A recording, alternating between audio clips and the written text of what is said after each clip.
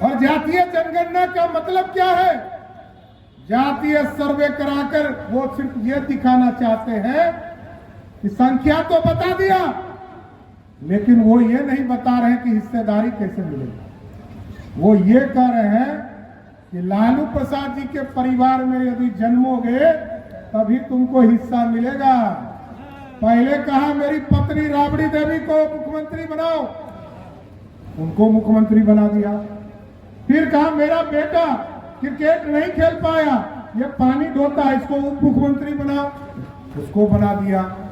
फिर कहा मेरा दूसरा बेटा जो बड़ा बेटा है ये अपनी पत्नी को मारता है, अत्याचार करता है, इसको मंत्री बना दो, उसको बना दिया। फिर कहा कि मेरी बेटी लोकसभा का चुनाव हार गई, अब उसको राज्यसभा भेज दो, फिर लोकसभा का चुनाव लड़ा। और आजकल एक बेटी को टूरिस्ट बनाकर सिंगापुर से बुलाया है और उनको याद नहीं है लालू प्रसाद जी को, उन्होंने छपरा की बेटी और जो दरोगा बाबू की पोती उसको कैसे अत्याचार करके घर से बाहर निकाला। छपरा की बेटी, बिहार की बेटी को लालू प्रसाद जी का परिवार घर से बाहर निकालता है साथियों, लेकिन टूरिस्ट बेटी जो दुनिया में बाहर रहती है, ऐसो आराम का जीवन जीती है, उसको कहते हैं कि आके लोकसभा बुलाओ। लेकिन साथियों मेरा प्रश्न दूसरा है। मेरा प्रश्न है कि लालू प्रसाद जी ने तो 4 बेटा बेटी को सेटल कर दिया, जो 5 जो बेटी बच गई है इसको कब टिकट देंगे? भाजपा तब तक न्याय मांगते रहेगी जब तक वो 5 बेटी को न्याय नहीं देगा। साथियों इसलिए आग्रह करने आया, ये किसी को आरक्षण देने वाले नहीं है, ये सिर्फ अपने लिए आरक्षण देने वाले हैं, अपने परिवार को आरक्षण देने वाले। और नहीं तो याद कीजिए 1990 से लेकर 2005 तक एक व्यक्ति को आरक्षण दिया। कर्पूरी ठाकुर जी ने आरक्षण दिया था 1977 में, जब अति पिछड़े को आरक्षण दिया, सामान्य महिलाओं को आरक्षण दिया। लेकिन लालू प्रसाद जी के 90 से लेकर 2005 तक एक व्यक्ति का नाम बताइएगा जिसको आरक्षण मिला। लेकिन भाजपा और जनता दल यूनाइटेड जब जब सरकार में रही है तब तक हम लोगों ने आरक्षण दिया है। चाहे वो 1952 में पहली बार लोकतंत्र स्थापित हुआ हो तो डॉक्टर श्यामा प्रसाद मुखर्जी ने समर्थन देकर इस देश में आदिवासी और दलितों को आरक्षण दिया। और कर्पूरी ठाकुर जी मुख्यमंत्री बने तब भी पंडित कैलाशपति मिश्र जी ने जनसंघ के रूप में अति पिछड़ों के सम्मान के लिए, कांग्रेस पार्टी गाली दे रही, कांग्रेस पार्टी पानी पीकर गाली दे रही थी, और मंडल भी हम है और कमंडल भी हम ही है, एकदम स्पष्ट रहिएगा। मंडल भी हम ही लाए थे। 1990 में जब बीपी सिंह की सरकार थी तो 84 सांसद भारतीय जनता पार्टी का था, 200 सांसद कांग्रेस पार्टी का था, लेकिन कभी समर्थन नहीं दिया साथ। और इस देश में कभी दलितों को, अति पिछड़ों को, और याद कीजिए, इसलिए मैंने कहा कि लालू प्रसाद जी के 15 साल में किसी एक वर्ग को आरक्षण नहीं मिला। उसका कारण है 2001 में मुखिया का चुनाव हुआ, न दलित को आरक्षण मिला, न अति पिछड़े को आरक्षण मिला। 2002 में नगर निकाय का चुनाव हुआ, कोई शहर में ना मेयर के चुनाव में आरक्षण मिला, ना वार्ड पार्षद के चुनाव में आरक्षण मिला।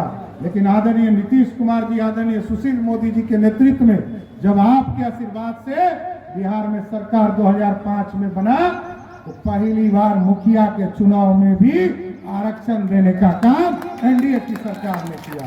और हमारी महिला बहनें, हिंदुस्तान में पहली बार एनडीए सरकार ने तय किया कि हम 50% आरक्षण देंगे। और आज हम गर्व से कहते हैं 50% तो आरक्षण है, 59% मतलब 60% लोग हमारी बहनें चुनाव जीत कर आती है। एनडीए की ऐसी सरकार, यह है नारी शक्ति को बढ़ावा देना।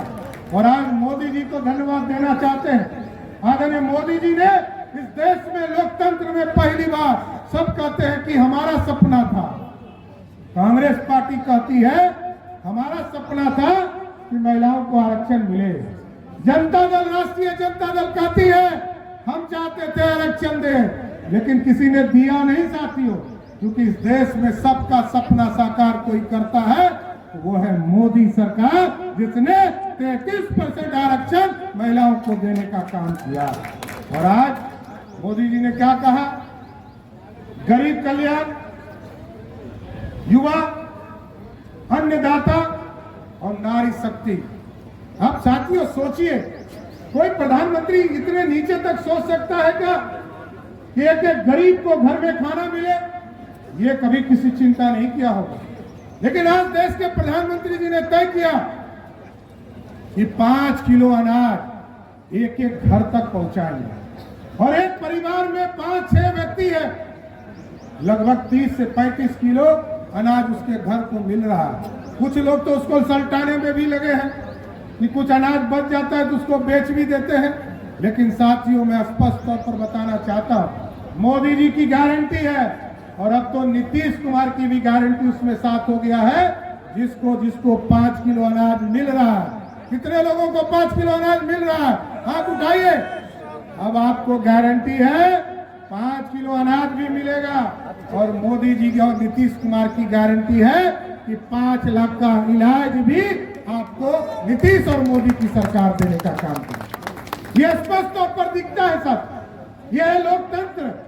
और जिस तरह टेंट में आप बैठे हैं ना साथियों, प्रभु श्री राम जब देश में यशस्वी प्रधानमंत्री जी 4 करोड़ से अधिक लोगों को पक्का मकान दे रहे थे, तो प्रभु श्री राम भी अयोध्या में बैठकर इंतजार कर रहे थे कि हमको भी कोई भव्य राम मंदिर में ले जाए। और आपने देखा, आपका आशीर्वाद था, आपने न्याय किया। और जब आपने 2014 और 19 में यहां से सांसद बनाकर भेजने का काम किया, तो भव्य राम मंदिर अयोध्या में स्थापित करने का काम किया। आज प्रभु श्री राम भी इंतजार करते करते थक गए थे और लोगों को इंतजार था कि प्रभु श्री राम भव्य राम मंदिर में जाए। इसलिए साथियों, लोगों की चिंता करनी है कि आज किसी भी स्तर पर आपको यह सोचना पड़ेगा।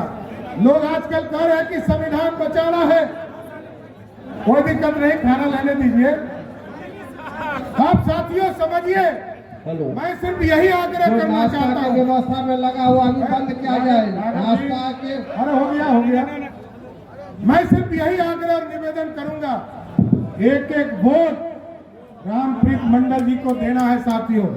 और इसलिए देना है कि देश में जिस तरह गारंटी है कि मोदी सरकार में कोई भ्रष्टाचारी नहीं बचेगा, उसी तरह हम लोगों ने भी कानून बनाया है। यहाँ पर सुनील जी बैठे हैं, मदन सहनी जी बैठे हैं, नीतीश मिश्रा जी बैठे हैं, शीला मंडल जी बैठी हैं। हम लोगों ने भी तय किया है कि अब किसी भी हालत में बिहार में ना शराब माफिया, ना बालू माफिया और ना जमीन माफिया, या तो उसको मधुबनी या झंझारपुर के जेल में बंद होना पड़ेगा, नहीं तो छोड़कर नेपाल भागना पड़ेगा। इतना जरूर आश्वस्त करना चाहता हूं। हम लोगों ने लिस्टिंग का काम शुरू किया है। ये जो माफिया है इसको समाप्त करना है। और नीतीश जी ने तो सुशासन स्थापित किया है, कानून का राज स्थापित किया है साथियों। इसलिए आज झंझारपुर के लोगों से यही आखिरी और निवेदन और आग्रह करूंगा कि 2024 के चुनाव में मत देखिएगा कि रामप्रीत मंडल जी आपके गांव आए थे कि नहीं, आपके गांव में विकास किया कि नहीं किया, क्योंकि मोदी और नीतीश की जोड़ी जब तक रहेगी, विकास की गंगा आपके इलाके में बहता रहेगा। इसलिए मैं यही आग्रह निवेदन करूंगा, एक एक वोट भारतीय जनता पार्टी के एक एक कार्यकर्ता खुलकर लग जाइए और कोई मत देखिए कौन सामने आया। कोई गलतफहमी भी फैलाने का प्रयास करेगा, कह रही है तो वीआईपी है, वीआईपी से हम मिल जाएंगे, ये सब गलतफहमी में मत रहिएगा।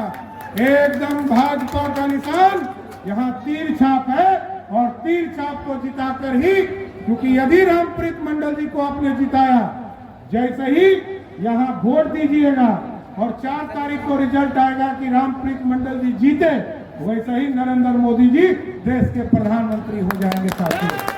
इसलिए मैं सभी लोगों से यही आग्रह करूंगा कि एक एक वोट रामप्रीत मंडल जी को देकर नीतीश कुमार जी और मोदी जी के हाथों को मजबूत करने का काम कीजिएगा। बहुत बहुत धन्यवाद। जय श्री राम सर, जय श्री राम। धन्यवाद ज्ञापन के लिए मधुबनी के जो मेयर हैं आएंगे अपना धन्यवाद ज्ञापन